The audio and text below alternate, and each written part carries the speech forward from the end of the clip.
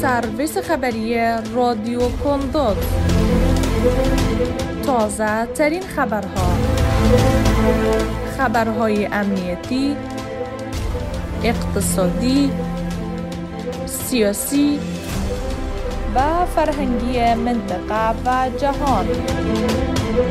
هر ساعت از رادیو کندوز 89.6 FM.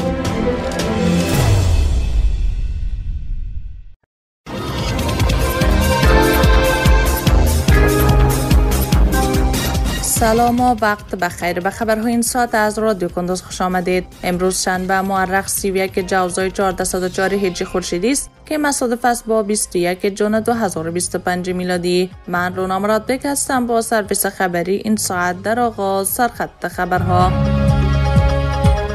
سخنرانی معاون اداری ریاست الوزراء در 9مین نمایشگاه بین المللی چین و آسیای جنوبی. روز جهانی پناهنده، تاکید اتحادیه اروپا بر تعهد خود بر حمایت از مهاجرین افغان. بازگشت بیش از 1000 خانواده مهاجر افغان از پاکستان و ایران به کشور.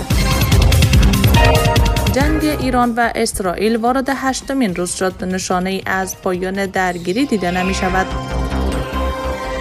مشروع خبرها. سخنرانی معاون اداری ریاست الوزراء در 9مین نمایشگاه بین المللی چین و آسیای جنوبی. مولوی عبدالسلام حنفی، معاون اداری ریاست الوزراء امارات اسلامی افغانستان، در جریان سفر رسمی به چین در 9مین نمایشگاه بین المللی چین و آسیای جنوبی CSA که در شهر کوانمینگ آن کشور برگزار شده بود اشتراک و سخنرانی کرد. معاون اداری ریاست الوزراء تاکید کرد که افغانستان علاقمند به همکاری‌های گسترده با چین و کشورهای جنوب آسیا در زمینه‌های استخراج معادن، انرژی، ترانزیت، تکنولوژی و تجارت است و کشور ما با موقعیت خاص جغرافیایی خود می‌تواند نقش مهم به عنوان پل ارتباطی میان آسیای مرکزی، جنوبی و شرقی ایفا کند. معاون اداری ریاست الوزراء امارات اسلامی در این سخنرانی ابراز امیدواری کرد که نمایشگاه چین و آسیای جنوبی در راستای گسترش و تقویت هرچه بیشتر روابط و مبادلات اقتصادی و تجارتی میان کشورهای منطقه و جهان مفید واقع شود.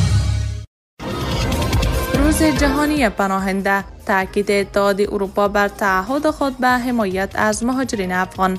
نمایندگی اتحادیه اروپا در افغانستان به مناسبت روز جهانی پناهنده گفته است که مهاجرین افغان را در بخش‌های آموزش، صحت و معیشت حمایت می‌کند. روز جمعه 3 جوزا برابر است با روز جهانی پناهنده در جهان. نمایندگی اتحادیه اروپا در افغانستان در صفحه ایکس خود نوشته است که از پناهندگان و پناهجویان افغانستان در منطقه از جمله در ایران، پاکستان و آسیای مرکزی در بخش‌های آموزش، صحت و معیشت حمایت می‌کند. بازگشت بیش از 1000 خانواده مهاجر افغان از پاکستان و ایران به کشور. بیش از 1200 خانواده مهاجر افغان از مسیرهای مختلف عبوری از پاکستان و ایران به کشور برگشتند. کمیسیون عالی رسیدگی به مشکلات مهاجرین خبر داد که 1215 خانواده مهاجر افغان شامل 5412 تن که به طور اجباری بازگردانیده شدند از مسیرهای تورخم ننگرهار، اسپین بولدک قندهار، اسلام قلعه هرات، ابریشم نیمروز، انگور عده پکتیکا و دیگر نقاط عبوری از پاکستان و ایران به کشور برگشتند. در همین حال برای این مهاجرین پس از ثبت و بایومتریک از سوی کمیسیون عالی رسیدگی به مشکلات مهاجرین یک مقدار پول نقد و سیم کارت توزیع شده و در زمینه انتقال آنان به ولایت‌های مربوطه شان نیز اقدامات لازم صورت گرفته است.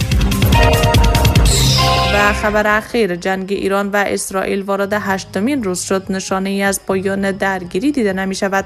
با گذشت 8 روز از درگیری مستقیم میان ایران و اسرائیل همچنان نشانه ای از پایان جنگ دیده نمی شود. ایران صبح روز جمعه 3 جوزا با موشک‌های بالستیک به اهدافی در اسرائیل حمله کرد و در مقابل ارتش اسرائیل نیز اعلام کرده که 10 هدف نظامی از جمله مراکز تولید موشک را در تهران بمباران کرده است. با این حال عباس عراقچی وزیر خارجه ایران تاکید می‌ورزد که توانمندی موشکی کشورش بخشی از منافع اساسی مردم ایران است و تهران حاضر به گفتگو درباره آن با هیچ کسی نیست.